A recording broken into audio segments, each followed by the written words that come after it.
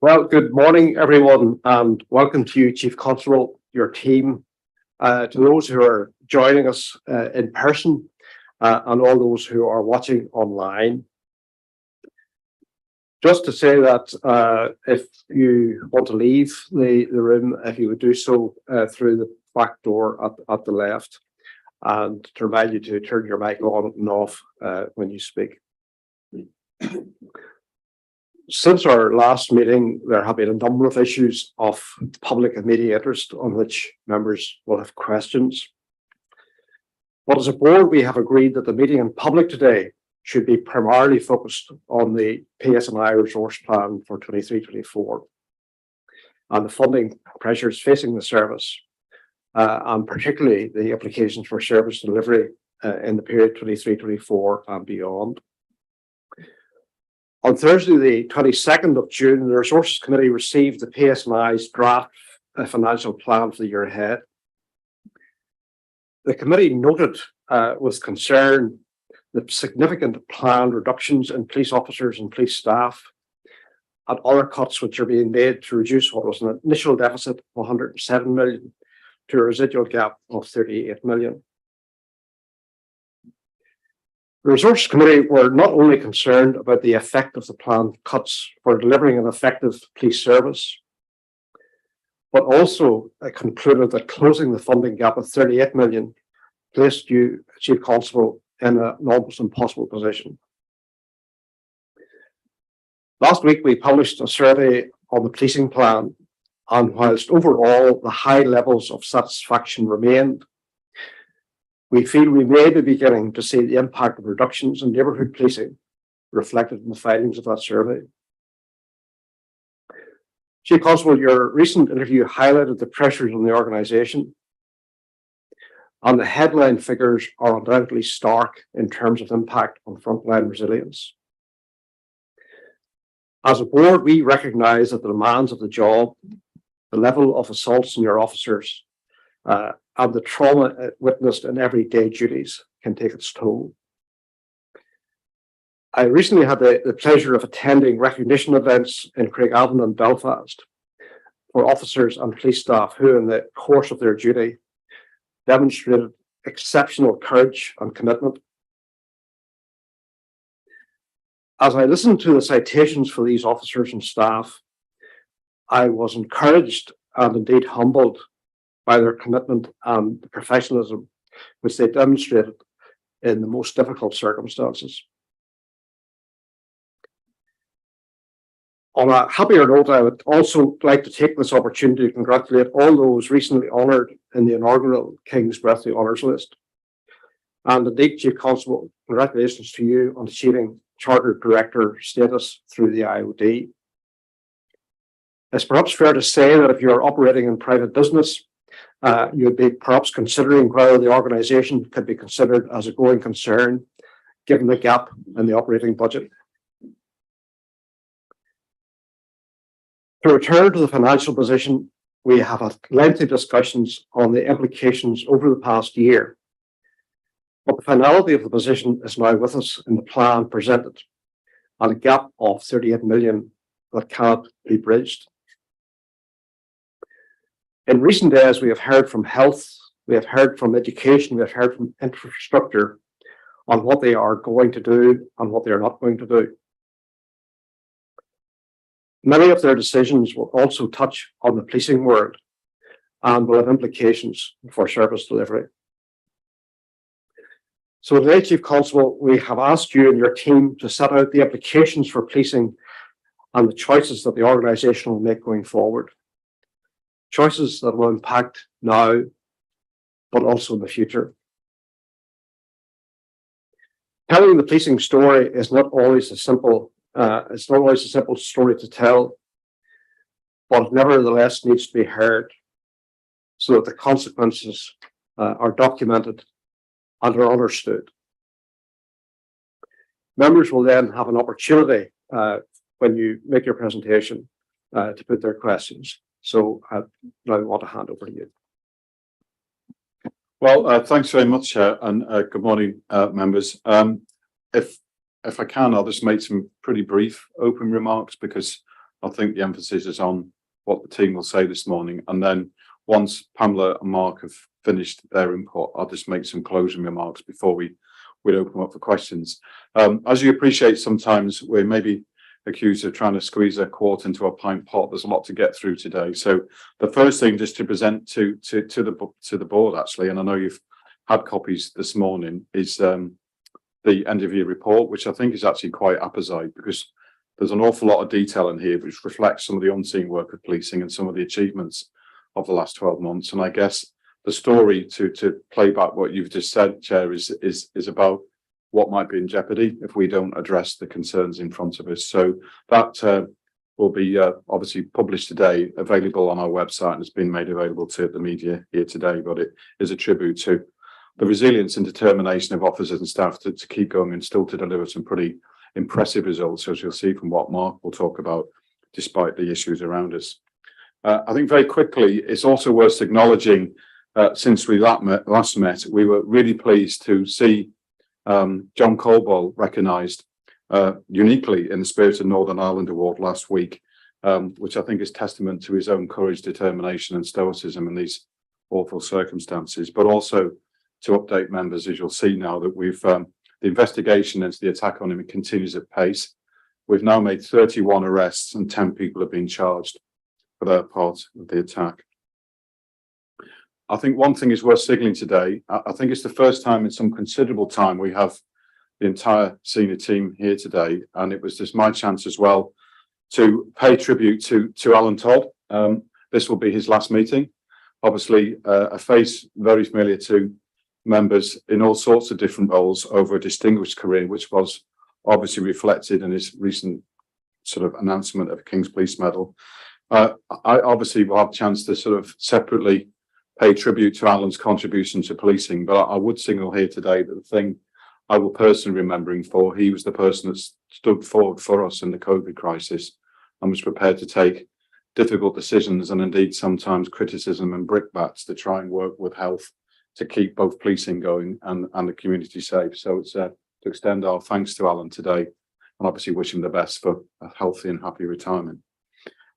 On the main issue that's of concern this morning, I think we're all grateful for the chance to devote so much time to such an important subject this morning, where we will try and outline the scale and some of the consequences of the issues that are in front of us. I think there may well be a separate consideration in another sort of committee sense where we can go to further granularity using the recently agreed service management statements, which you've heard us talk about a lot, where we can show both at corporate level, department level, and indeed branch level, some of the effects of what we're facing. So we can, between us, I think, publicly acknowledge the challenge that we face and try and lay out, as you say, Chair, some of the stark realities so that people consciously understanding what we're facing. I think the final point before handing over to Mark and Pamela, who will basically split the presentation into sort of two halves about the issues and then the effect. I think it's worth remembering as well that even if people have doubts about what we're saying, we also need to look further afield, and we've looked at some commentary since 2018 from His Majesty's Inspector of Constabulary, Fire and Rescue Services, and they have consistently warned about the issues that policing and GB were facing, and we all know some of the consequences there when you've seen this mismatch between public need and expectations and then the capability and capacity of policing to face it. Now, you've obviously seen in England and Wales an uplift of officer numbers in recent years, but we face the same risk, but with a different reality. So I'll press pause there and make some closing comments if I can at the end of the presentation and pass the baton to Pamela and Mark. Thank you. And thank you, members, to be able to present to you this morning. I know we had a session with Resource Committee a few weeks ago, but I think to be able to engage the full board this morning is very important.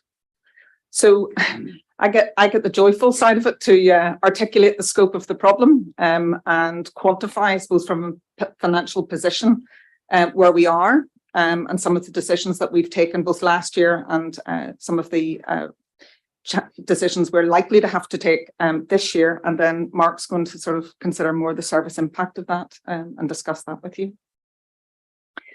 So the first slide that we're making reference to really is a bit of context as to where we are in what was a draft 3-year budget, albeit I accept it wasn't agreed and all the rest, but it was our first time in many, many years that we had the potential to have longer than single year budgets. And that was taking us from 2022 to 25. Just to give you a little, you can see, I think these numbers are familiar to you, but we were projecting over those 3 years against our baseline budget that we had at the time, that we would have a £226 million funding gap. Now that did change last year, whereby we had additional pressures that crystallised during 22-23, primarily around pay pressures on pay awards and pay settlements, which actually took us to an £80 million pressure last year. We managed to identify savings last year of £50 million and secured additional funding through the Department of Justice for 30, which enabled us effectively to break even at the end of last year. At the time, we were projecting a £75 million gap coming into this year, but in fact, the bounce in many ways, the recurrent impact of the pay awards both last year and coming into this year, and other pressures, mainly around utilities and fuel and so forth, that wouldn't have been anticipated back in 2021, actually took our gap, as it's been referred to the £107 million. Within that, we have identified savings both in pay and others early in the year, and by that I mean projecting into the year, of 33 million and 17 million, so circa 50 million. So those were known to us, really recurrent effects of decisions that we'd taken last year, that we could crystallise those this year. But that still left us with a £57 million gap very early in the year, circa April. Then further to that, we were notified of our actual budget going into this year. So we had a 1.7% reduction to our baseline budget. So you can see then that was starting to add further pressure to the 57 million. There was additional pressures coming in very early in the year. Again, you will be familiar that post-February into March, just with threat levels and so forth, we had pressures coming through very early. So in line with good accounting practice, we did another round of looking into where we could look at opportunities for savings. And you can see there a quantum of 16 million that we identified, and I will come on to that in more detail in the next slide. And then part of ring-fenced funding coming from the department and so forth, that means that we're sitting, as you say, with still a residual gap of £38 million that at this juncture, we don't have any eyes on as to how we can actually close that gap. So in conclusion on that slide, I think it's fair to say you can see that our projected costs do currently exceed the budget that we have been allocated, even with significant attempts, circa £70 million of savings that we're identifying in year. So just so that we're not talking about the gap, but that we do communicate to you this morning, just the quantum of the budget that's been allocated. You can see that last year, the settlement of the budget was 836 million, and going into this year, it's sitting at 816. I did take a look back. We speak to you regularly on the proportion of that is staff related, staff costs related in direct staff pay, and other associated staff costs that are fixed. And it leaves us actually that even as we look at savings with regard to reduction of headcount with natural attrition, it does leave us quite a small amount of that 800 million that we've actually got access to that doesn't relate to people and hence pay. I look back to 2010, 2011 at what our budget was then, and it was over 830 million in 2010, 2011. So even taking a very crude 2% inflationary uplift year on year, that would have had us at about 3 to 350 million pounds more than what we're sitting with now. So there has been a huge effort over the past decade, particularly in and around non-pay, to protect the headcount in the organisation to be efficient and effective in the delivery of our service. Again, because the in-year allocations I put up, mainly that you can see that year on year, it would have been common that we receive in-year allocations in addition to our opening baseline budget. We have over 700 officers and 150 staff who are, the funding stream is in-year money, in-year allocations in a non-recurrent way. So it's not part of the core main grant, and that's very difficult for us to manage. And therefore, the in-year allocations has been a mechanism for us to be able to augment our budget year on year. We've been advised that that's unlikely this year. There may be some monitoring rounds in July, technical ones and capital ones, but by way of having access to additional revenue to support us addressing the gap, we're being told at the moment, certainly, that that is looking unlikely. You can see what this has meant by way of our headcount, both in officers and staff. So coming into 2022, we had 7,008 officers. At the close of March, that was at 6,699, and we're projecting that to go to 6,358 this year. That's a year-on-year reduction of 5% on our workforce, and it's exactly the same for staff. It's that natural attrition of people leaving the organisation. And you can see the police staff has gone from the 2,589, and we're projecting that to 2,336. I mean, it is very challenging for us, both from that natural attrition. We have had small elements of recruitment last year, a small amount into the start of 23-24 for officers, 83, but no further recruitment planned this year. And indeed, I'll come on to a slide if that continues into next year. That's particularly challenging. I did look back and consider this bit that we're effectively structuring our services to fit within the budget allocation that we currently have, as opposed to delivering against the needs as to what has been identified. The Department of Justice did publish long-term objectives back in 2015 for policing, and indeed the Policing Board, both in its policing strategy and plan on the short to medium. But I think it's clear to us all, as we look at our service operating models into this year and next year, that we are now, our operating model is being driven by the budget as opposed to the needs of the population that we're serving. That's quite worrying.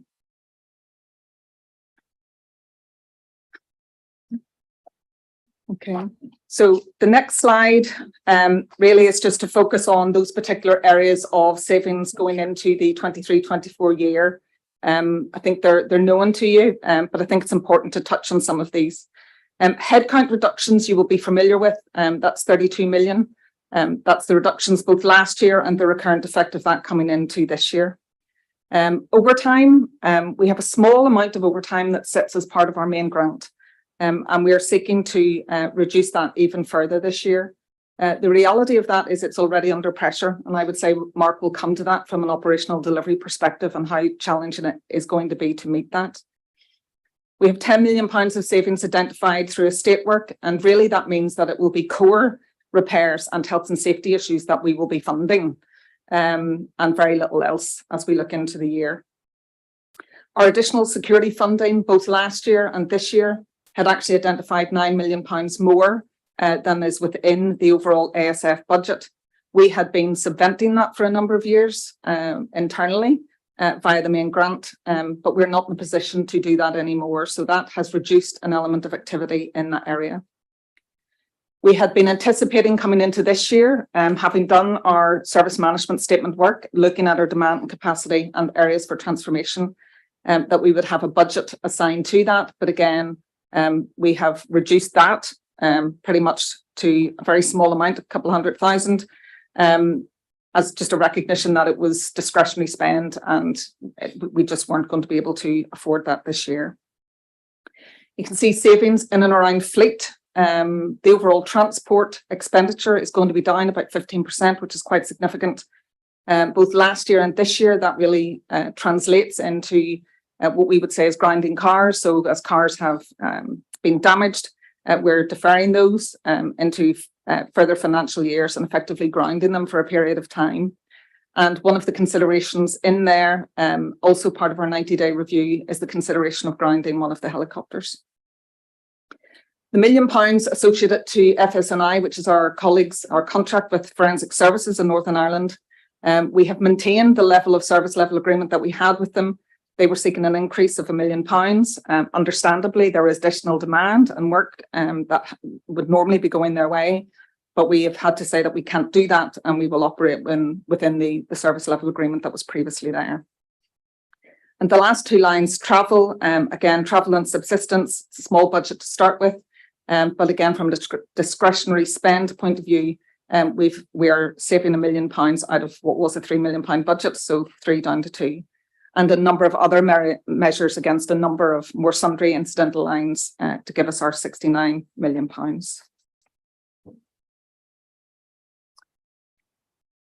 So just to that's in many ways the pay and the non-pay in a quantum. But to give some context as to what that means, both on our recruitment and the levers and the net headcount within the organisation. So this slide shows you that we went into last year with 7,008 officers. We had a small level of recruitment during 22-23, 121, and you can see the levers of 430. As part of our resource plan that was presented to the board last year, which did look at the 3-year aspect of this, we were seeking a similar level of recruitment into 23-24. We did bring that annualized amount forward and undertook that in April, May and June. We commissioned that in March prior to the current budget award.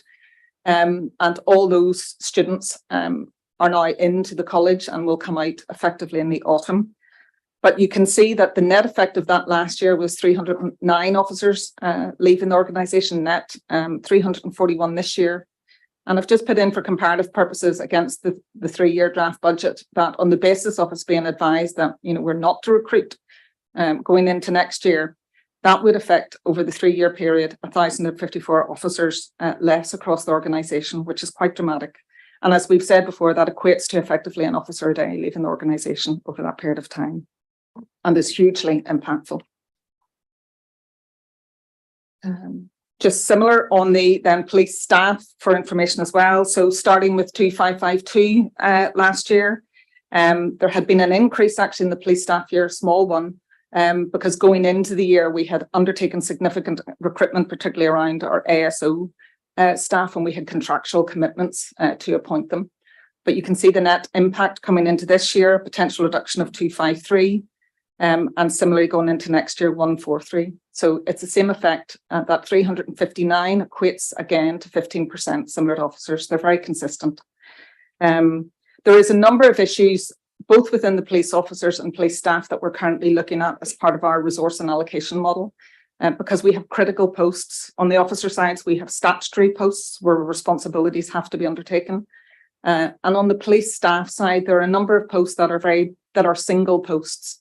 So, you know, I've referred, for instance, to the like of the helicopters and pilots and things like that. So there will be small, very small number of essential recruitment that will happen, but they will be very small in number.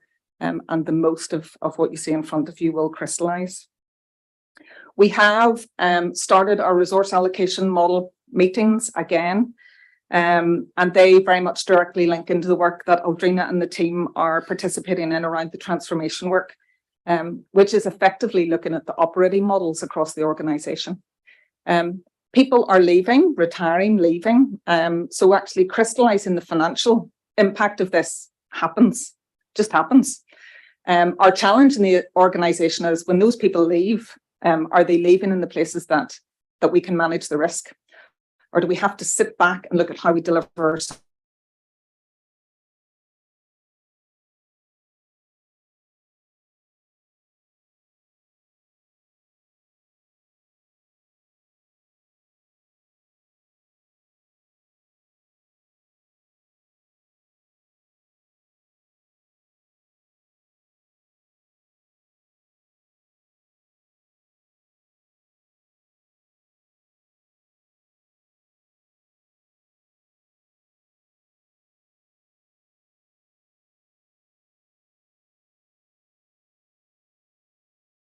strategic to the transformation work.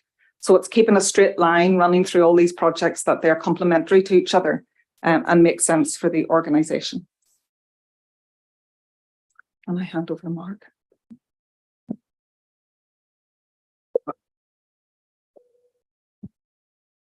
Thank you, Pamela, Chair, Vice Chair and members. So just a couple of points to start with. I'm going to try and help the members understand some of the impacts that this we think is going to have on policing. But just to say, first of all, I mean, what you're seeing in front of you are forecasted projections for downward pressure on numbers. I've been on the team 10 years. We have affected huge efficiency savings, but we sought for many, many years to protect headcount. Headcount did dip a little bit, but the year Pamela came to work with us, we were projecting our headcount to be 7,100. We were going to recruit an extra 100 that year, 2.5 years ago. to invest further in neighbourhood vulnerability and also some armed support. And there was an aspiration to at least then try through negotiations with the executive to at least push that to 2.7273. And then obviously there's the new decade discussions about potentially 7.5. I say that by way means of that the strategies of the organisation were based upon growth, not upon reduction. And the performance of the organisation was based upon enhancing performance, improving the safety of people for Northern Ireland, getting the calls quicker, going to more calls, getting better criminal justice outcomes with more people. And there's a bit of a debate around, how many police do you need and how good is all that? Well, I mean, if you want the performance details, then I would recommend everybody who's watching to look at the NEB report. It's a positive report. It's as comprehensive as I've seen in my time in the service executive team.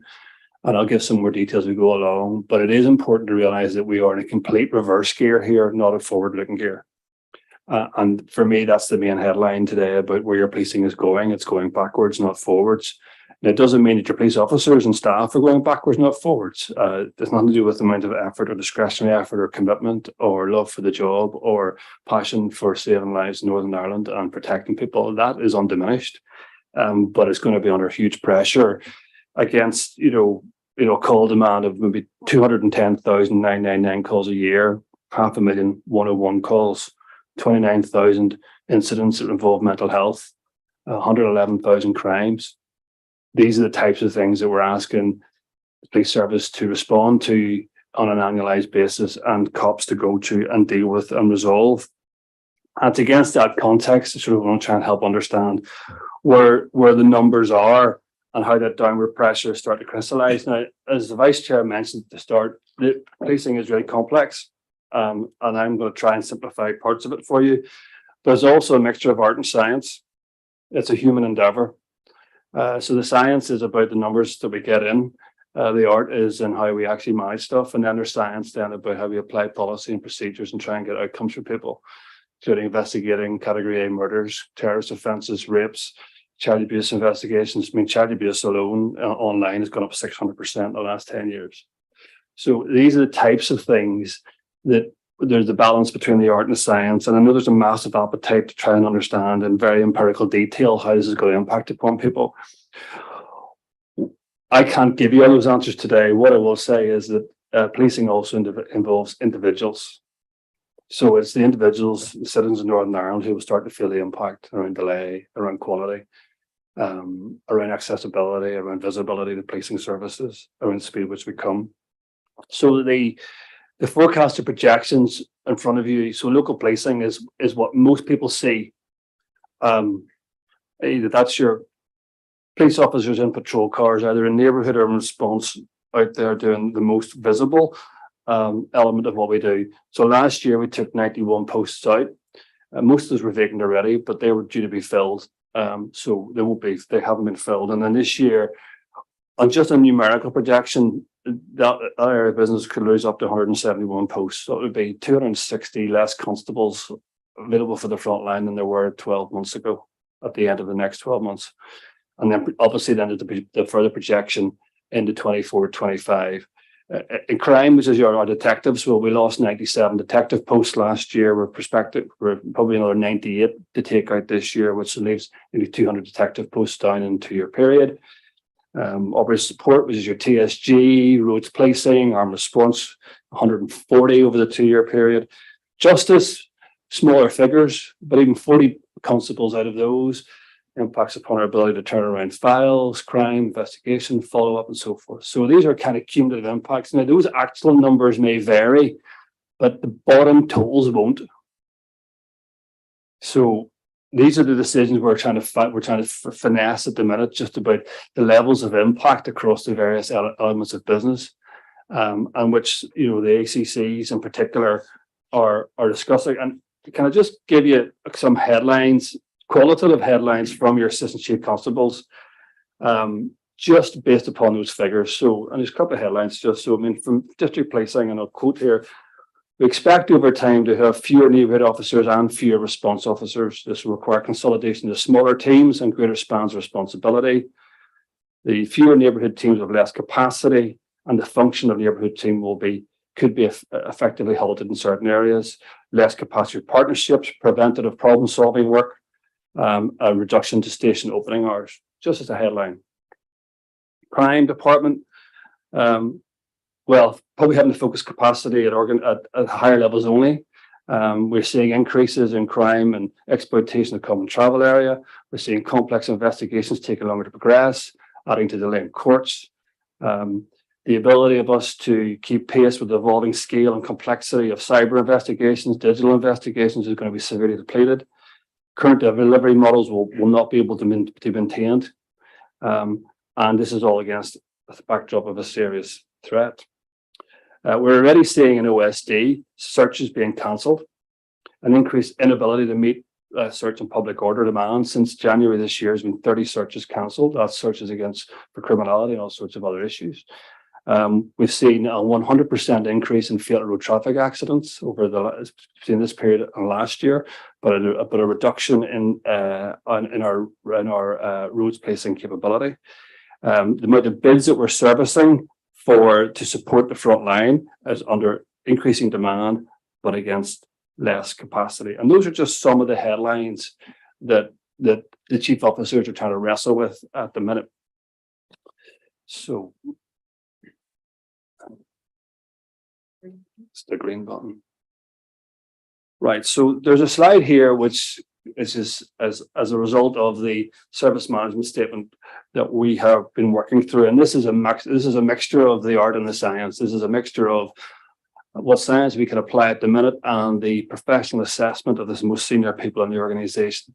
So red being where demand and resource are impact is over a 5% increase of demand and resource, and yellow being amber where there's slightly less than 5. So these are how we're grading at the minute some of the problems we're having. There, for example, for number one is corporate finance. So that's not a forward police functioning role; it's a support role, but it's in a red condition. Request for service, red. Prevention deterrence, red. Managing offenders, red.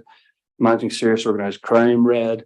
Protecting vulnerable people, red. So these are our professional assessments of the levels of pressure of inward demand against resource that we're starting to face. It's obviously illustrative.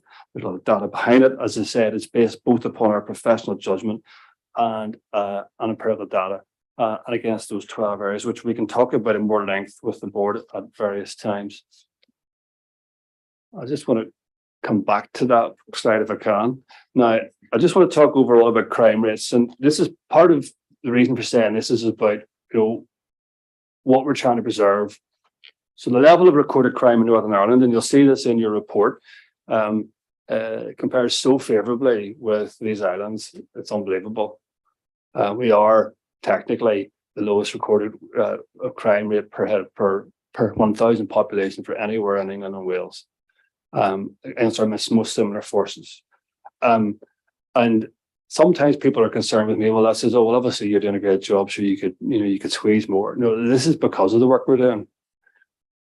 This is the ultimate qualitative and quantitative assessment of your police service, is the amount of crime that we do, that we have to manage, and the safety of our community. And the outcome rates in Northern Ireland are the envy of chief constables anywhere in the UK in terms of, and they're not high enough, but our outcome rates are better than any. So this is what we are trying to preserve in Northern Ireland.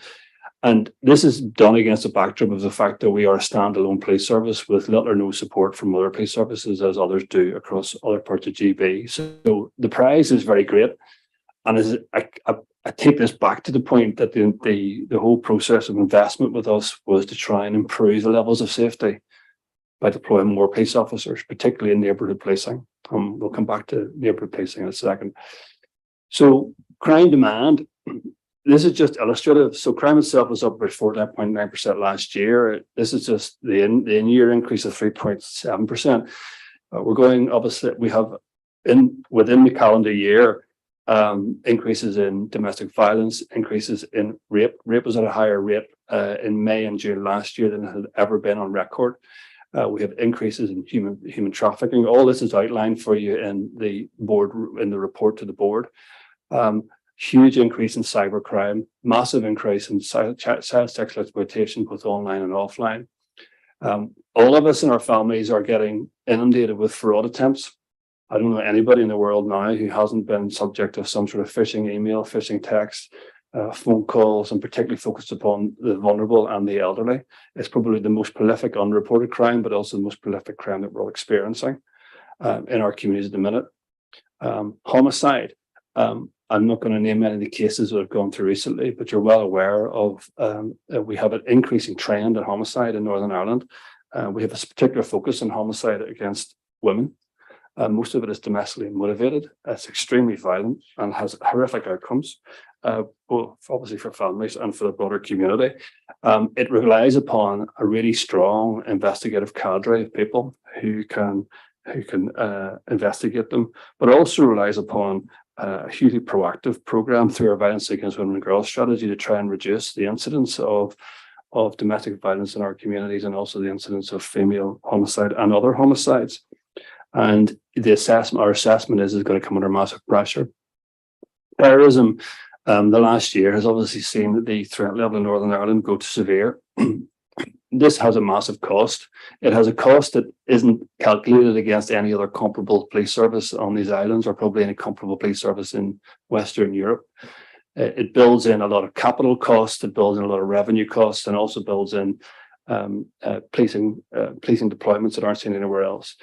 So your headcount also, hidden in the headcount are the numbers that we need to try and keep our officers safe, to try and allow them to get to the calls, to deal with the crimes that are on that sheet. There is no other police service that I am aware of in a democratic society where the police service themselves are the targets of some of the most serious crime to try and prevent them doing their job. I spoke about this recently at an international conference and with very senior people from lots of international forces, and nobody was having to consider the prospect of police officers being murdered or injured on their way to calls to help the public. So it's a complexity that isn't seen anywhere else, but it is costly to manage. But one which your officers manage on a daily basis to try and deal with the myriad of issues that are on that sheet. And I mean, I could probably go on all day, but I know we get the questions here, but I'll push on if I may. I'm sure there are, Chair. So I mean, we'll just try and give a bit more here. Just so the neighbourhood officers, we try to have about 700 neighbourhood officers. Simon and I pushed very hard to get to the ceiling. In practice, we're probably operating around 500 at the minute because of abstractions and inability to fill them. Bobby in DPC is the kind of lifeblood for the organisation. So with 83 officers coming into the organisation, all of them go into DPC, 415 going out. So every officer comes in and to move across the organisation has to go through DPC and out. So in reality, what's happening now as the pipe dries up going in, we are unable to push people out of the first roles they go into in DPC, into neighbourhood officers, into CID, into counter-terror specialist firearms officers, into surveillance, into child abuse investigators and so forth. So last year we tried to protect as greatly as we could DPC numbers, but now we're going to see that impact crystallizing in a real way, because we haven't got the supply of people into the organisation, and this will affect the neighbourhood numbers dramatically because we just won't have the supply of people going in to fill the neighbourhood vacancies. So there will be a reduction in neighbourhood officers. What we're trying to work out is what the floor for that is, where that becomes, where we can take that to and still be effective, and also hopefully ring fence them. And we talked about that at the last board. But the neighbourhood officers and the rest of Bobby's team and the OSD are primarily involved in trying to manage all and this is just a taster of the issues that we're dealing with. So for example, already this year, we've had the President of the United States here, we've had the coronation visit, we also have had the Good Friday Agreement visit. I mean, that cost us £6.2 million that we didn't have and still don't have. With the 12th of July coming, which is an annual celebration, and we respect that, and the policing operations have reduced over the years, but there's going to be a very significant operation in the next couple of weeks. And again, these are unfunded pressures.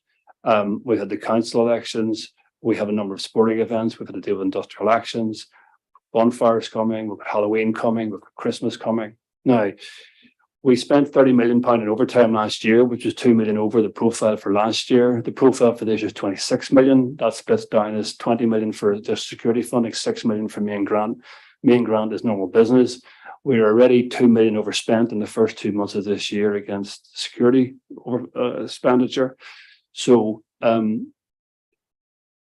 we haven't got the money to police these events or the resources to the levels at which the public would require us to do it. So we are now having to take even more risk-based decisions about deployments, which means there's going to be less visibility at big events, less police there, because we genuinely, because we started with a deficit, this type of expenditure is money that we don't have, particularly where it goes beyond normal daily opportunity costs. And that's just, well, I've never seen that situation before in policing. So by quarter 3, I don't know what have anything left to police major events with. And again, without labouring this, but she's looking over here, but if we were in other parts of Great Britain, we would just put resources in from other people to help. We have no help. None. Mutual aid, is at a premium anyway, but we can't get it overnight. So if we have big problems overnight, we have to just turn our own resources to do it. And with less people to do that with this year, and then less money to photocopy the people who are here to make them do the job twice. Because over time, like a photocopier, it takes the same police officer and just puts them on again. So there's the downward on the head count and the downward on the overtime. And in previous years, we might have had downward pressure on overtime, but not downward pressure on the head count. So we've got both coming together, which is making this exceptionally difficult for us to get through. So I am now going to stop, and the chief will just finish me off. Yeah. Can I just very, very quick closing comments, because I know it's about questions, and obviously you've heard quite comprehensive from Pamela and Mark about both the issues and the effect and impact, and we'll develop that further. I think just to read into the record, really, because we recognise the importance of this meeting, and I think members will not need reminding that. I think you can draw a conclusion that, given all the data, the risks and the trends, that policing is clearly a watershed in Northern Ireland.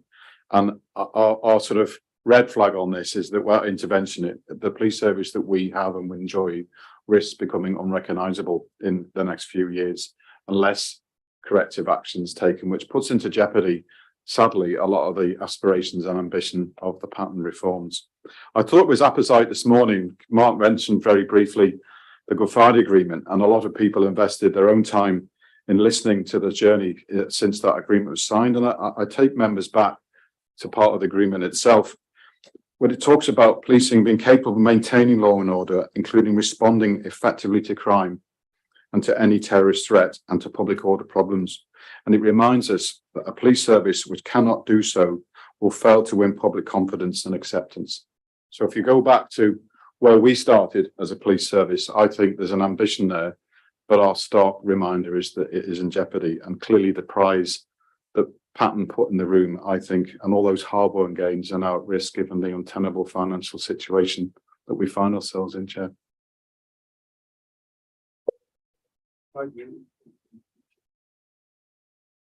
Thank you, Chief, Pamela and Mark. We'll now move to questions, and the first one is from John Blair on neighbourhood policing teams. Chair, thank you, and can I thank the senior team for the presentations this morning. And reflecting on those presentations, Chair, it's already clear that neighbourhood officers who retire, gain promotion, or simply move elsewhere due to career progression or some other reason are not being replaced in their areas. And therefore teams will become depleted, and perhaps seriously depleted.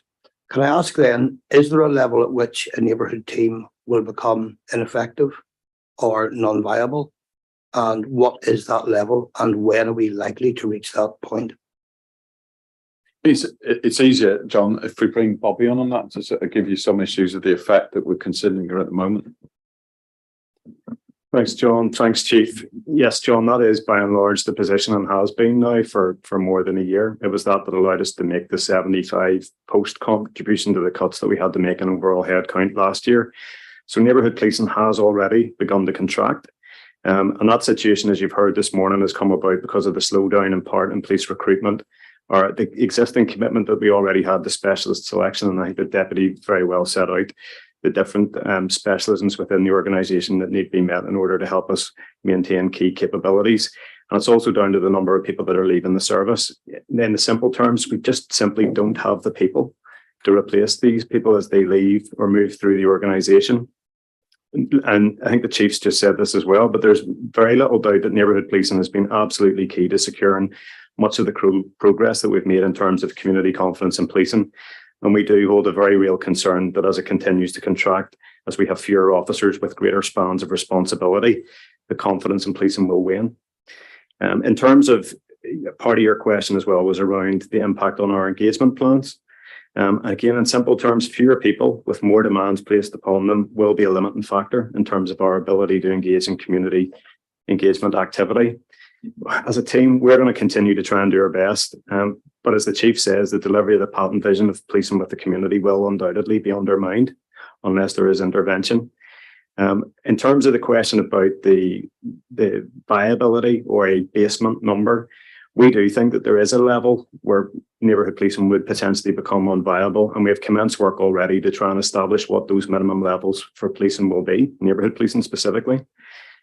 This we do hope will allow us to preserve some level of neighbourhood policing across Northern Ireland, and the Chief was very clear in setting out that commitment at the last meeting of the policing board. But I have to be candid with you, I can't sugarcoat this, we are preparing for the worst here. It's not where we want to be, and these reductions aren't a reflection in any way of our commitment to neighbourhood policing, but are regrettably a reflection of our budgetary realities.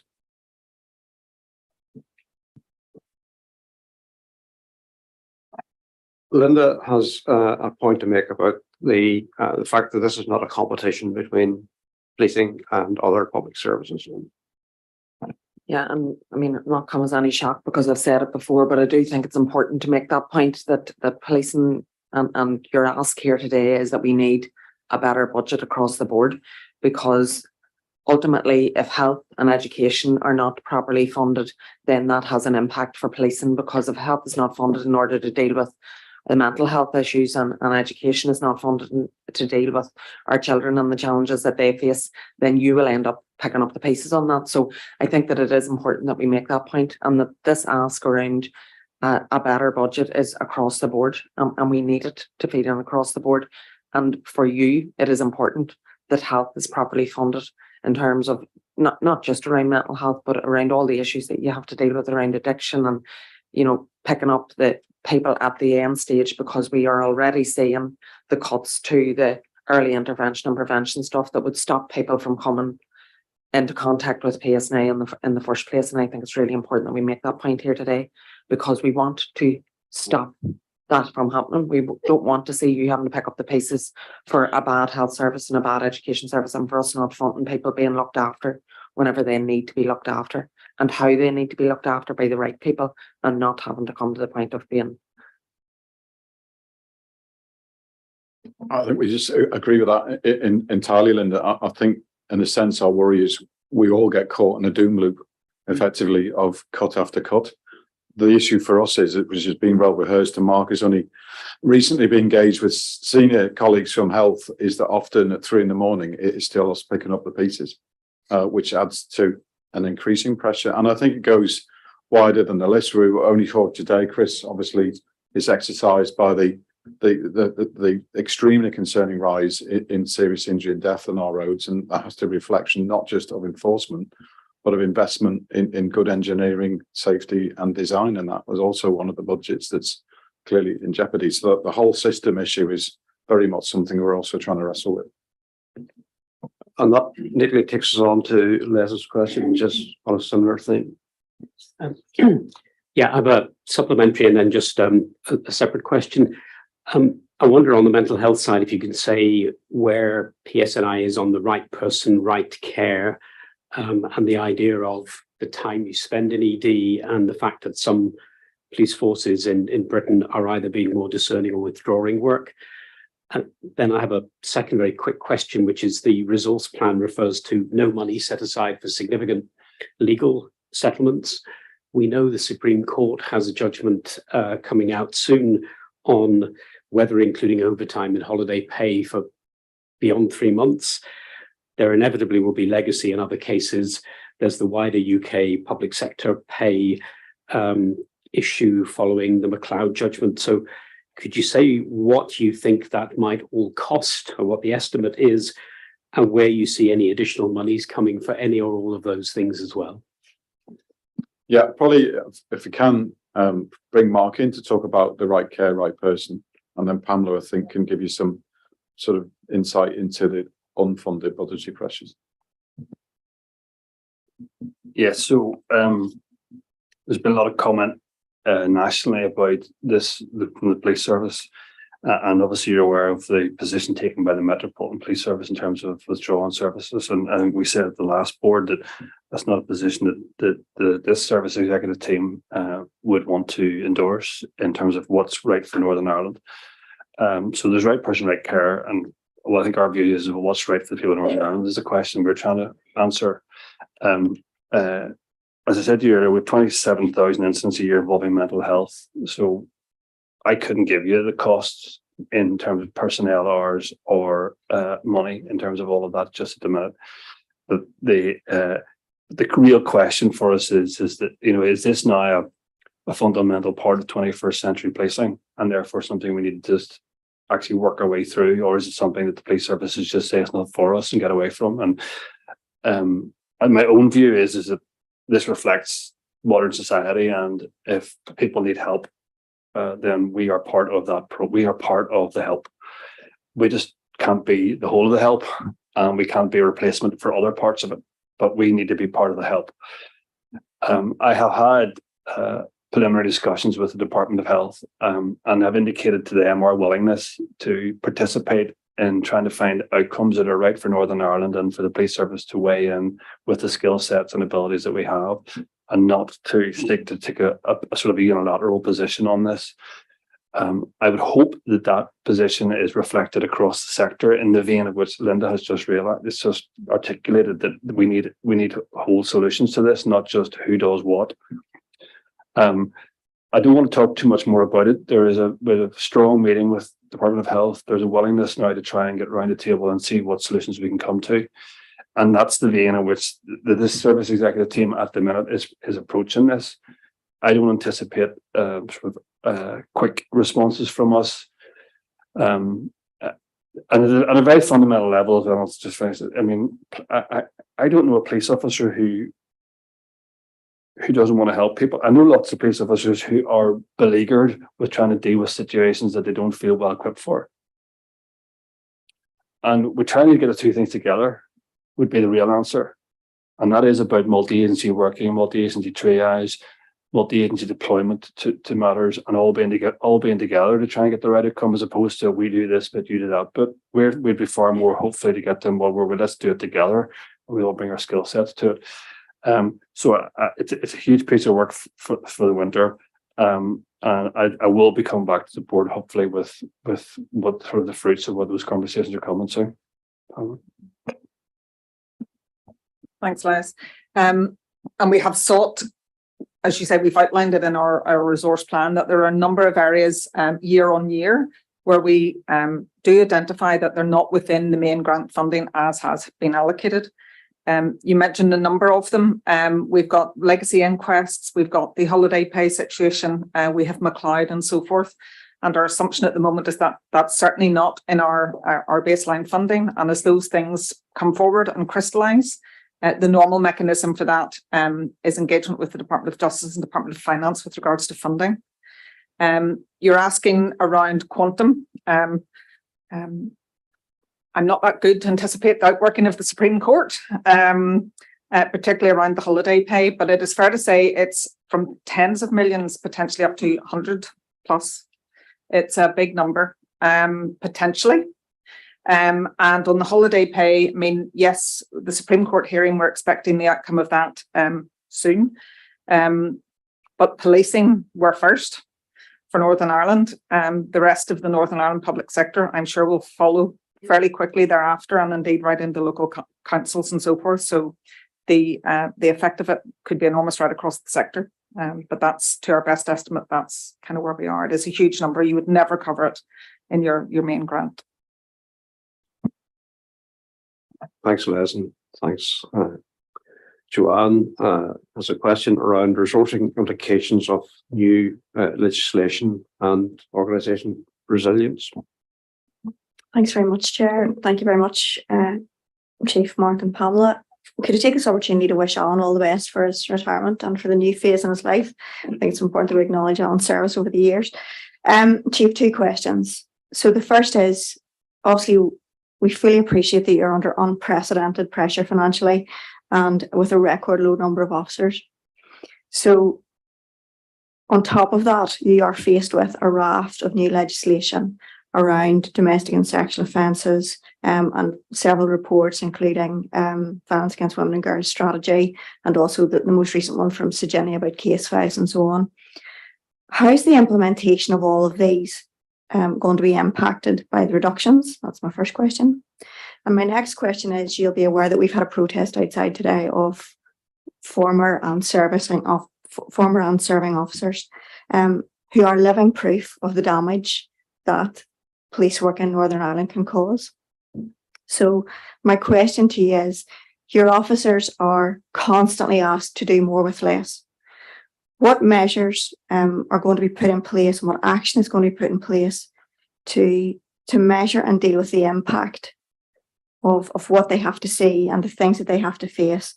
And what are you going to do to provide them with better support as the pressures continue to increase and build? Thank you. Yeah, thanks, Jack. 2 really sort of contemporary issues, aren't they? So probably ask Mark to come in initially on the effects of legislation in the space that you mentioned.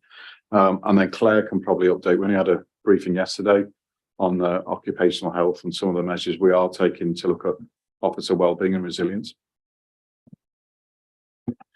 Thanks, Chase. Thanks, Joanne. So I'll give you some of the statistics on the 2 most recent pieces of legislation that were implemented last year. So the coercive and controlling behaviour for domestic abuse. And it is important to say this is legislation that we have welcomed. We've helped to design with the Department of Justice, and it is about supporting victims and protecting people. Since then, we have around 100 incidents per month under that coercive controlling behaviour. The stalking and harassment legislation that came in April 22. So the coercive controlling behaviour came in February 22. And the stalking legislation came in April 22, and we've had 80 arrests to date under that legislation. We've trained over 4,000 officers in these new pieces of legislation. That shows you how effective it can be. They are a core part of the Violence Against Women and Girls strategy. We welcome now the fact that the Executive Office are moving forward with the overarching Violence Against Women and Girls strategy. We've been very clear about the bits that are for us to do in that, and the bits where we will support others. And it's back to the earlier point about the wider system. But you're right, that is more pressure into the system. It's higher demand, to use that word, but it's stuff that we feel is vitally important, and it is successful. But it's the same group of officers, particularly in response, that are doing this. There's no money for this, and indeed the last legislation, the stalking and harassment, came quite fast in terms of our preparation for it. Linda, sorry, Claire. Yeah, thank you. I think it's really important that we think about the people that we do have as much as the resources that we are lacking. So I welcome the question about how we support our workforce, their resilience, their well-being, and the requirements that we're placing on them when we do have shrinking resources. Members will know that we are wanting to build a resilient workforce, and we're investing heavily in that through a range of training and development. And also we have a wide range of both preventative and proactive services through our occupational health and wellbeing teams. But that doesn't necessarily deal with the fact that we are asking, many of our officers and police staff to take on broader responsibilities and absorb the greater demand despite the resources. We recognise that the role of the line manager is key in that, in terms of spotting and identifying pressures early so that we can take preventative and supportive action. So we're investing where we can in developing their capability and supporting them. And I think what's really important throughout this time of significant pressure is that the voice of our workforce is heard, and we maintain all of the channels that we have for that open communication and dialogue with them, so that we can find real and meaningful ways to support them, irrespective of what team they're doing or what role they are performing. So you will hear me say that in the absence of finances, our people are our currency, and we absolutely need to invest in them as best we can. We have a couple of supplementaries. First of all, Linda, and then Trevor. Thank you, Chair, and thank you for your answer. Just in relation to the violence against women and girls and the new legislation, are you content that there is funding there, there's resource there in terms of training? Because as you alluded to at the beginning of this, there has been an increase in the number of homicides, and most of them have been as a result of violence against women and girls by men. So I'm just, I'm wondering, are you content that there is enough training there, that the resources are there for training, and that your officers know when they're seeing coercive and controlling behaviour, and that they're able and equipped to deal with it? So there's two parts to that. I am content with the training that we have rolled out. As I say, the stalking legislation happened very quickly, so we managed that, and we've trained our officers, and the fact that we are seeing the arrest, we're seeing evidence that officers do recognise it. And the hope is that the coercive and controlling legislation allows us to intervene at an earlier point in that pattern of domestic abuse, but that will take time to wash through. There is other legislation coming into place, stalking and domestic abuse protection orders, which again, we're going through that training cycle, and we will manage that. That's all more pressure into the same system. Am I content that we have the resources for it or the money for it? No. If you look at the rest of the United Kingdom and GB, there's been considerable financial support for the overarching VOG strategy. We haven't had any of that. We've done this within our own budget. Claire, in response, I suppose to your response, I suppose following that conversation we had with some of the people outside today, we're all aware police officers give their lives for the police, and now some are taking their lives because of the police. There's a young girl out there today said she wants her mother back. So they don't feel that they're getting the support from occupational health. And I mean, so it's okay to suggest you have all of these things in place, but it's clear they're not working. So I know we're primarily talking about budgets here today, Chairman, but these are real people. The numbers are high. The stories are real. I had a woman with me a few weeks ago, police officer serving, who's in hospital last week after an attempt on her life. So these are real people. And I mean, my feeling is, in terms of whatever this occupational experience is, isn't working. I mean, one of them has told me they get a fixed number of sessions and that's it. But their story doesn't end there.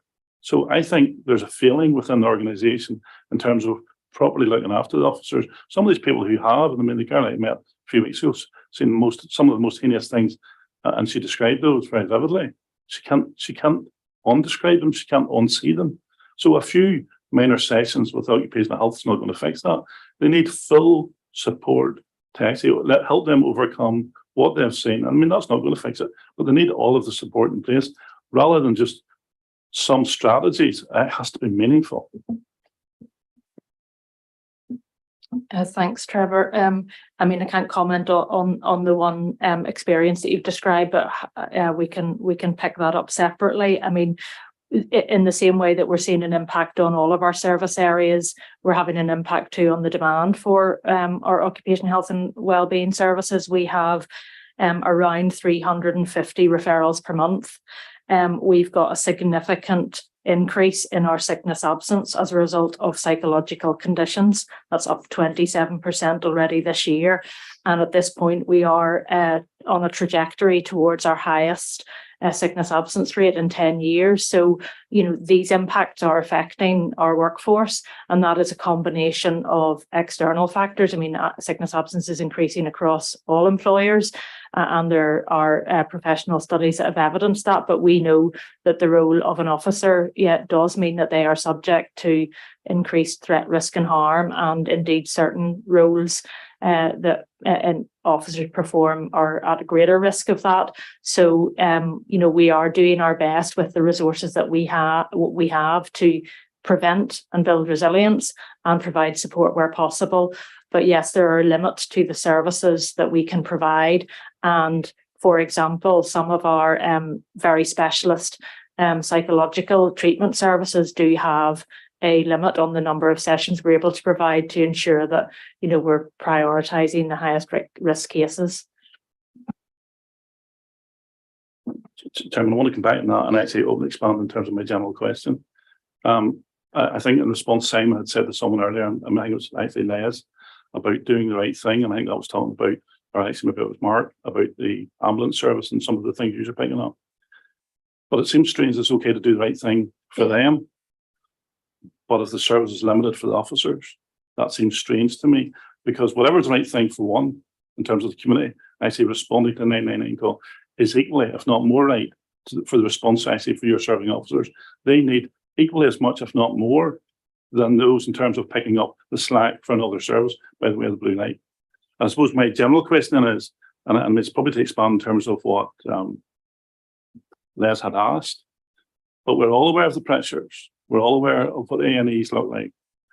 In my constituency, we also have mental health facilities where quite frequently we hear of the helicopter up looking for missing persons, vulnerable persons, which in one instance you could say is not exactly a police matter, but you do that particular role in terms of those vulnerable individuals. So I presume you're going to continue to do that, but at the same time, listen to what Claire has said about limited resources for officers. And I think you need to strike a balance. Fair is fair. You've actually more, in my mind, responsibility to your own officers than you have to picking up the pieces for the health service. Because this is a case of them and us when this comes to money. We're fighting today for you because we do believe the service deserves more. And I think it's up to health to fight for themselves in terms of how they provide their service. Whenever someone makes the 999 call for someone with heart attack or stroke, I wouldn't expect that as a police car turns up. I would expect that as an ambulance turns up. So I think you need to actually look at the balance and find out, make sure you're actually getting the right balance. But those people who signed up, those people who've come through and given their years of service, some many years of service, I think it's right and proper that they are properly supported and looked after. And as I've said, if it's right for one, it's right for the other. Yeah, just quickly, Chair, if I can respond to that. Firstly, I mean, it's obviously, in a sense, you go into the heart, you want to describe as the policing covenant. And I think it's important to recognise as well, Trevor, for the purposes of the discussion, it's not just officers that are exposed to trauma. We have police staff as well in that same space. So, and I've seen certainly since Claire has been here, a refresh of the approach around occupational health and wellbeing. We are in Western Europe, I think, right at the top end of investment we make in this particular service, because obviously there was a well-rehearsed history going back decades because of the effects of violence and trauma on the workforce. We've only recently, despite the pressures that we talked about recruiting a new head, we had a briefing only yesterday from our two psychologists who are, I must say, are excellent. We'll be the first, I think I'm right in saying, the first police service in the UK, if not this hemisphere, to introduce a self-help app, which will give diagnostics real time about risk to officers and staff. So we are training a lot of people. We do provide a service that we try and fit to need. And also, I think, unless he's gone, we've got Federation in the room. We also work not just within Northern Ireland, but within the, if you like, rehabilitation network into GB to support officers for the sort of acute care they need when they're in crisis. So it is something that absolutely we take really seriously, of making sure that if you're standing on the dotted line to protect communities and at times put your life on the line, and we can all imagine some of the awful events that people have to deal with, that we, as far as we can, provide that service around the clock to support them. And I think it may well be through yourself, Chair, if we've not done it already, there's an opportunity to give you some reassurance, despite some clearly heartbreaking stories you've heard this morning, to bring some of our team to give you a more insightful presentation at perhaps Resources Committee to show you can see firsthand. If you go towards the back of the report, Trevor, I think from memory, there is also some hint there of some of the stuff we have been doing in the last 12 months, because we recognise that for the workforce, that expectation that if you do things for us, we're there to support you is crucial. But sadly as well, we have to live within our means. You talked as well about some of the other things, and I don't want to hog the limelight too much, but again, the annual report talks, I think you'll see 10,000 missing from home responses last year. So that's a key issue for us, where we can focus problem solving and multi-agency effort on reducing the people that go missing frequently. But we still have a duty of care back to the Police Act in terms of protecting and preventing people from harm. So we will continue in those spaces that where people go missing to look for them and to hopefully reunite them with loved ones. We're doing a lot of work again behind the scenes at the moment to look at repeat people and repeat places to make sure that the resources we do have are used effectively. But it goes back to Mark's point. I think it won't be for today, but we've discussed this carefully. The bigger question that falls from this is not just what budget we want for policing, but what sort of police service do you want? And we're quite passionate that those sentiments, we have it on the strapline of care, listen and act, but we want to live up to that, so that when people are in crisis, whilst there may be other partners that should come forward to support us, we're still a police service that is here for the communities that we serve. Thank you, and thanks, Trevor. Peter, you have a question on the longer term impact of the cuts that we're dealing with. Thanks, Chair. Amongst other things, two of the takeaway lines for me in the last 45 minutes or so have been, this isn't about police officers, but policing maybe going backwards, not forwards. And that the pattern reforms may be undermined, and in years to come, the police service may be unrecognisable. And I suppose when we hear that from the two most senior police officers in this place, then we need to take those comments very seriously, because they're significant comments. And I want to ask a question that's related to that, which is about the long-term impact over the next 5 or 10 years of cuts today. We hear a lot in the media from other public services about cuts today having long-term systemic negative change impact for services. But we don't often hear what that actually means. It's a general comment without detail. Can you talk to us about what those specific changes may be over the next 5 or 10 years? And I suppose linked to that, what that really means for people in terms of the policing that they expect and the policing that they will receive. Yeah, thanks, Peter. I think to some sense we can't give finality, because again, one of our concerns at the moment is that you go back to where we started and Edgar's comments about effectively even being a going concern, that our budget gap, even if it's not resolved this year, we still don't quite know what next year will be like. So the amount of money we've got is out of kilter with the number of people we've got. So we to try and close the gap, if that's what we're required to do, that we're anticipating that numbers will keep falling and falling. So your long-term effect, if that's not adjusted, will be, and we've said it in previous times, and at the end of the day, we will still respond if we're down to 1,000 people. But it'll be, I wouldn't say it will ever get to figures at start, but there'll be somebody here to do something. But inevitably, you're going to see a shift. And Mark, I think, has given a really good sort of segue through some of the achievements and the prize that we've got, which is in jeopardy, because inevitably our planning assumption will be, with a caveat of, what picking different bits of the organisation out, we will shift to a reactive police service. We will answer the phone. We will turn up quickly when we can. Lower priority calls will probably either be dealt with over the phone, over the web, or take a lot longer to resolve. So you'll see that shift from something that, any one of us, I was only out last week, in the White Rock parades and seeing feedback from the community about how they value neighbourhood teams. I don't think there's anyone around the room that doesn't have a story about what they've seen is different.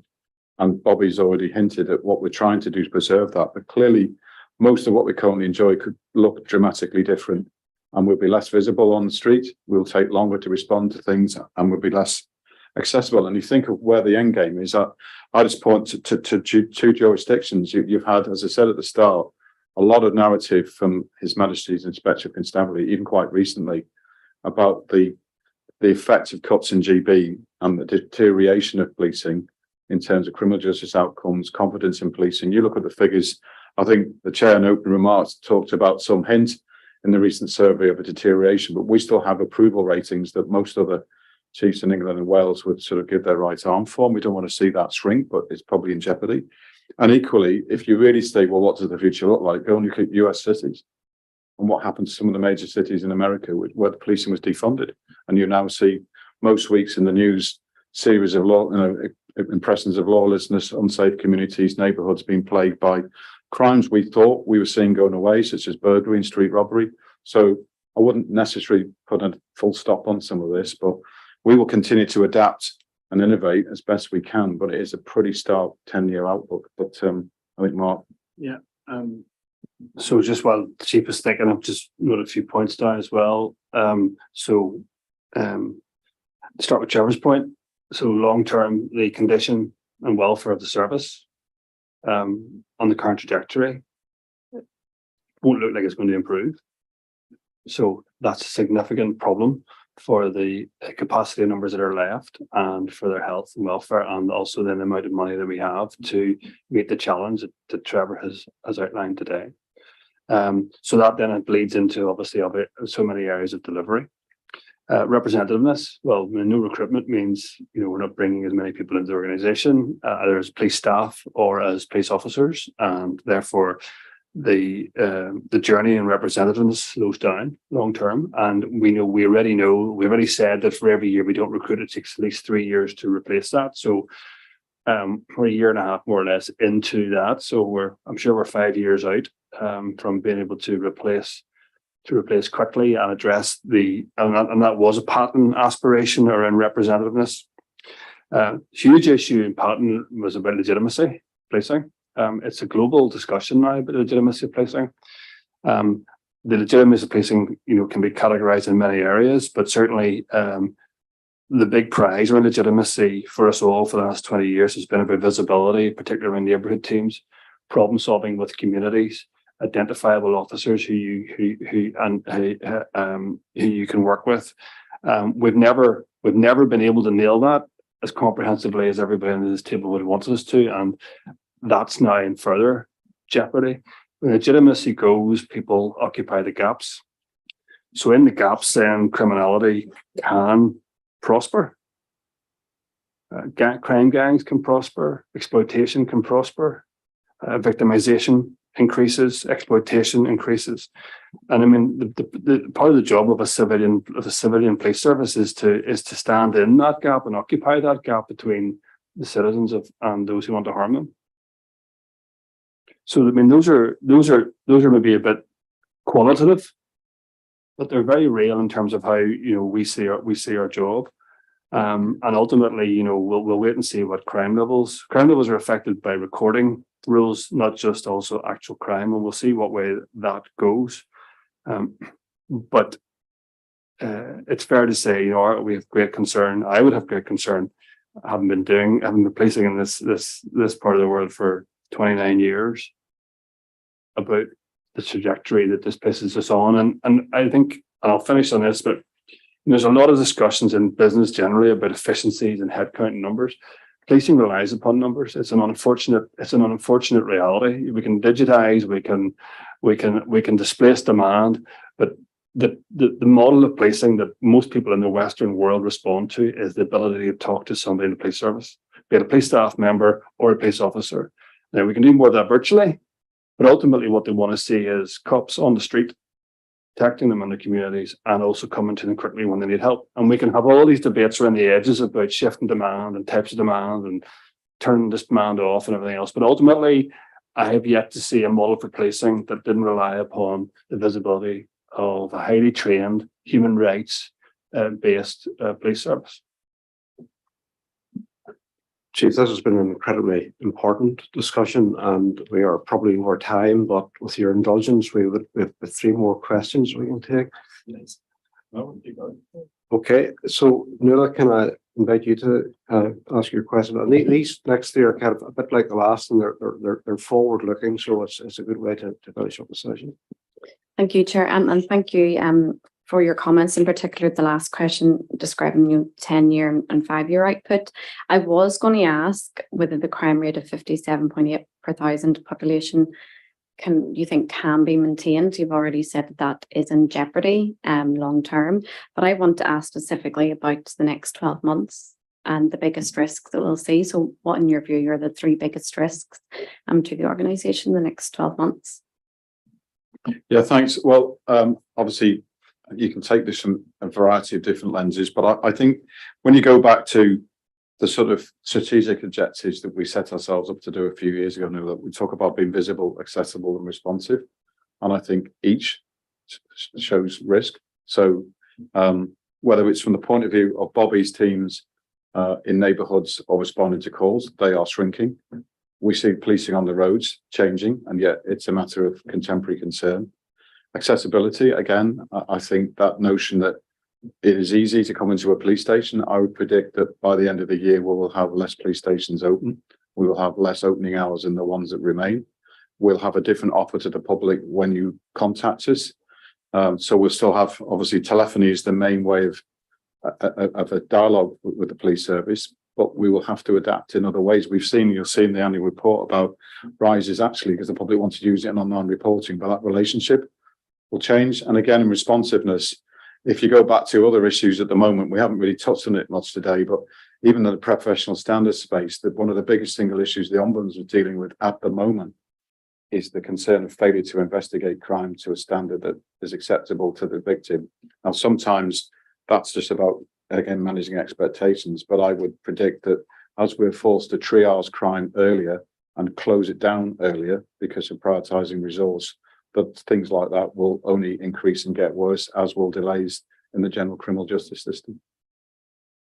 Thank you. And I think that anyone who has been a victim of crime, they will be alarmed to hear that will potentially affect their case moving forward, or anyone who is a future victim of crime. And we need to ensure that we have confidence in policing so that reporting, people are confident in reporting crimes. So thank you for your answer, but it is alarming to hear.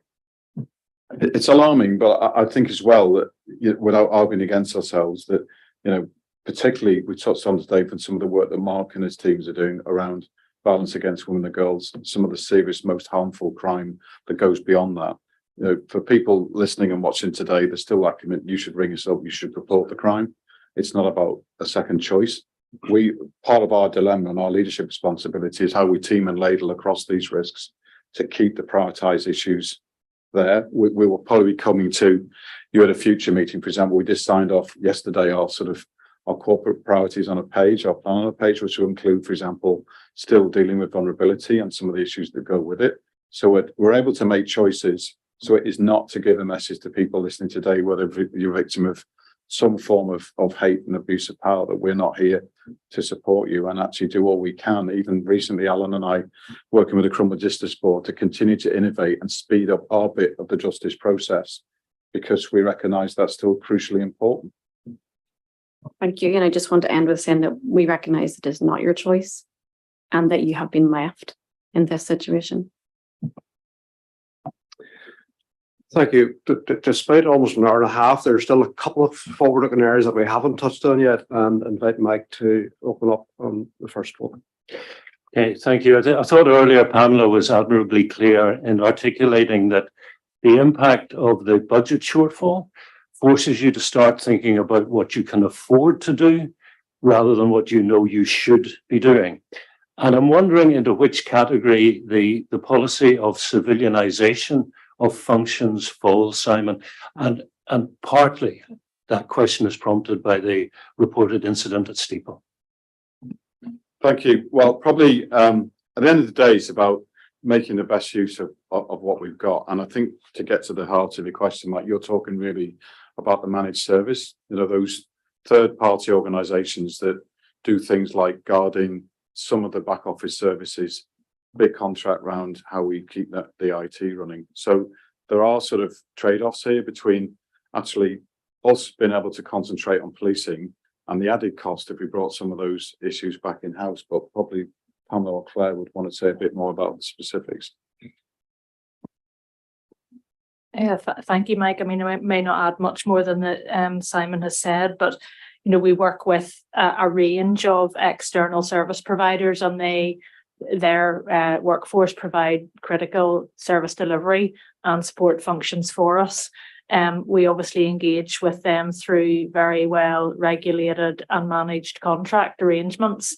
So we continuously look at their performance, their value for money, their efficiency. And as you've heard, you know, there's no area of our business that won't be scrutinised given the challenge of resources.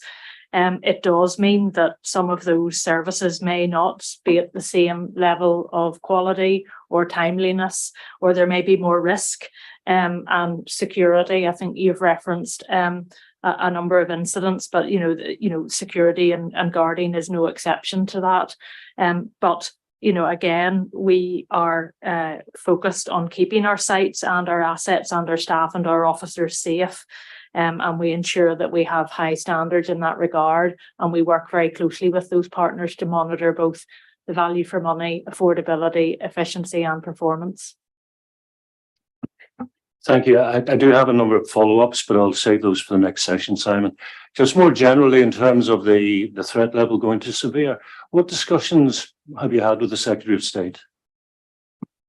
A number, candidly, certainly between the two Marks and myself, frequent meetings with both senior officials and the Secretary of State, and including, I can't really go into too much, but we have written in private outlining our concerns about the trajectory of policing.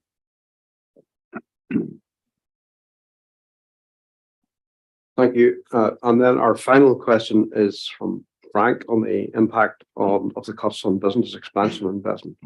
Yeah, thank you very much, Chair. Thank you very much for the presentation and all the information, albeit extremely stark and worrying. And we sometimes talk about squeezing the balloon, but I think we're now looking at squeezing the balloon over the next years to the point where it could burst. But we talk about the crime and impact on the citizen and on the community.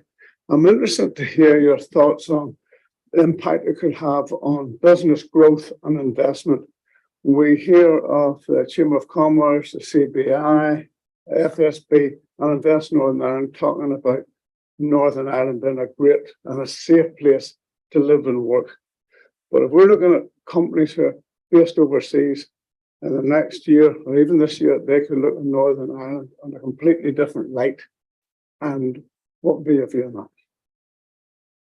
Well, I think obviously, we're part of that general aspiration to sort of see, economic growth, regeneration, and vitality in the economy front. So that clearly, you go back to what we said before about what is the core purpose of policing. So it is providing a safe environment for people to go about their daily lives. I don't think anyone has to be reminded of the shudder that went through the US on the back of one burning bus a few years ago. So we do recognise that there was a cause and effect between perceptions of safety. Certainly, even only recently in some of the dialogue, I think certainly between the three of us, I've had both with the head of the civil service, people in some of the organisations you mentioned, and indeed, particularly with US officials, our message has been about the achievements of policing thus far. You go back to the slide Mark put on earlier about the lowest crime rates in the UK, that we are doing our bit to support that, and indeed manage some of the understanding of even what the severe terrorist threat means to business, because the threat is actually to police officers in particular. So clearly, if the position of safety changes over the next few years, people will make decisions about where they want to locate business premises. Is it a safe place to move staff into, etc. But I think we're a long way off that yet, and we want to make sure that we have our part in the discussions about convincing people that here's still a safe place to invest. I think Jerry wants to come in. Sorry. It's just been, I think it was the first question was asked, and it has just stuck with me, Richard. I mean, it's been very good briefing, albeit a bit depressing. But it was around neighbourhood policing, and I think the question was to Bobby, and Bobby had said that, you know, the question was when would it, and it was about neighbourhood, when would it become unviable?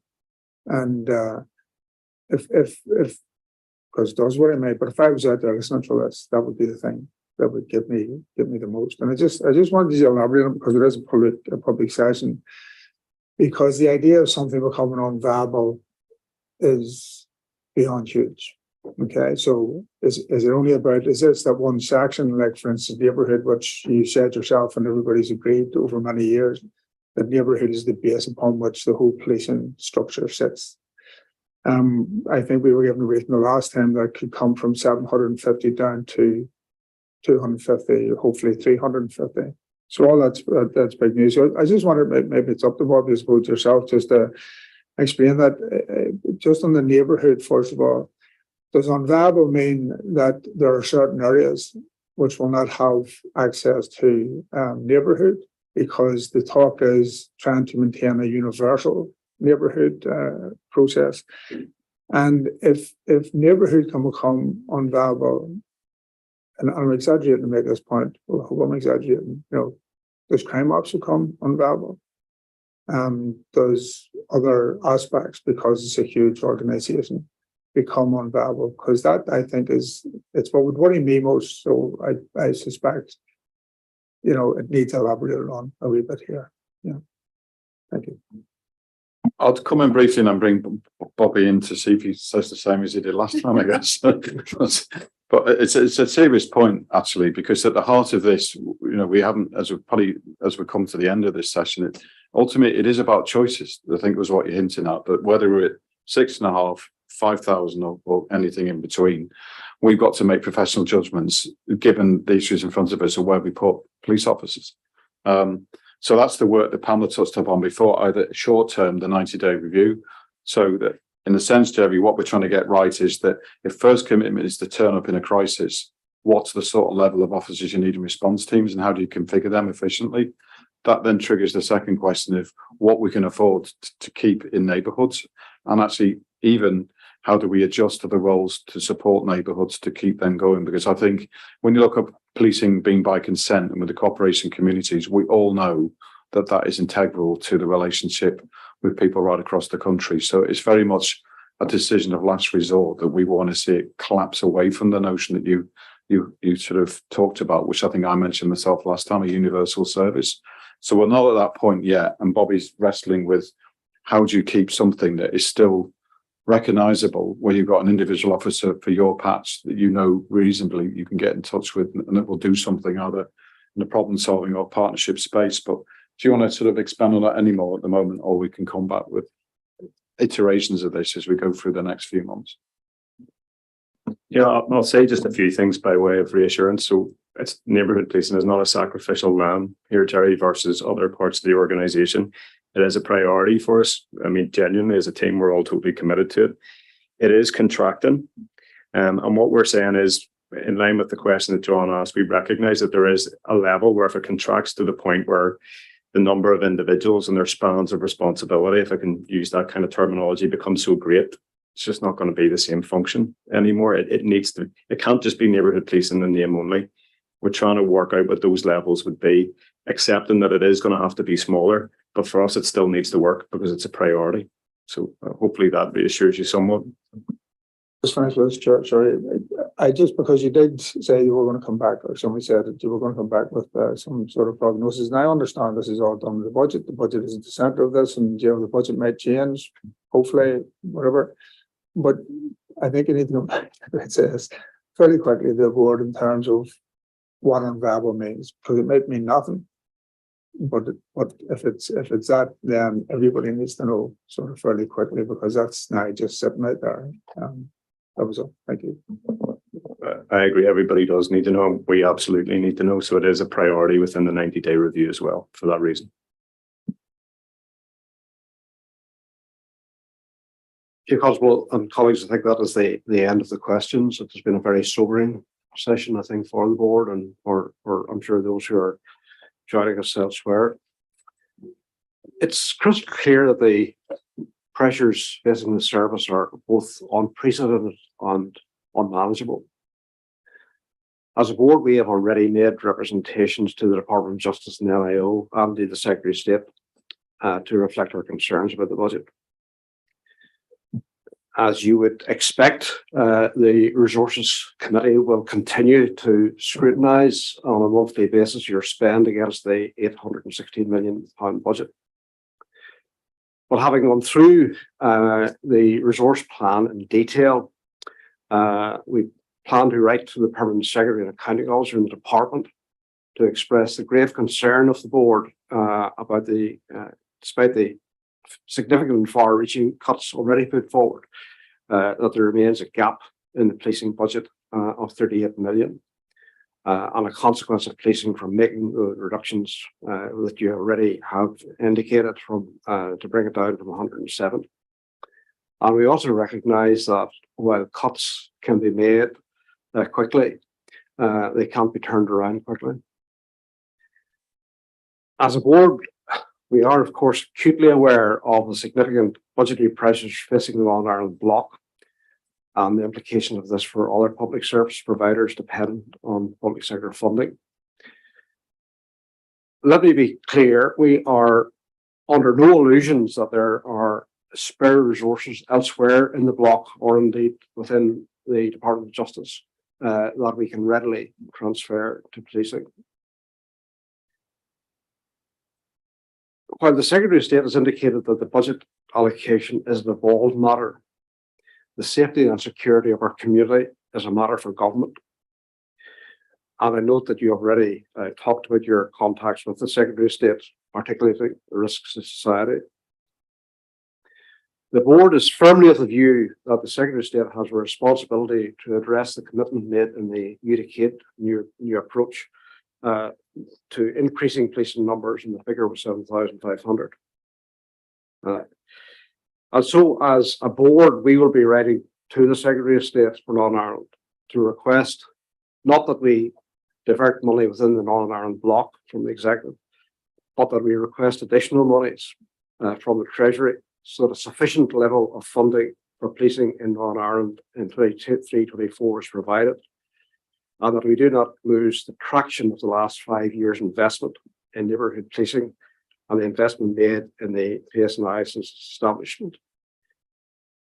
Because I think it is generally recognised that policing has been one of the successes of the past 20 years. Chief Constable, thanks to you and your team for taking questions and for their ongoing work on behalf of the community.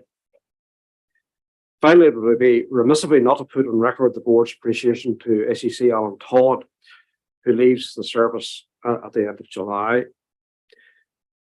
Alan, we have no doubt that you will be cycling off into the sunset, and we wish you well in your retirement.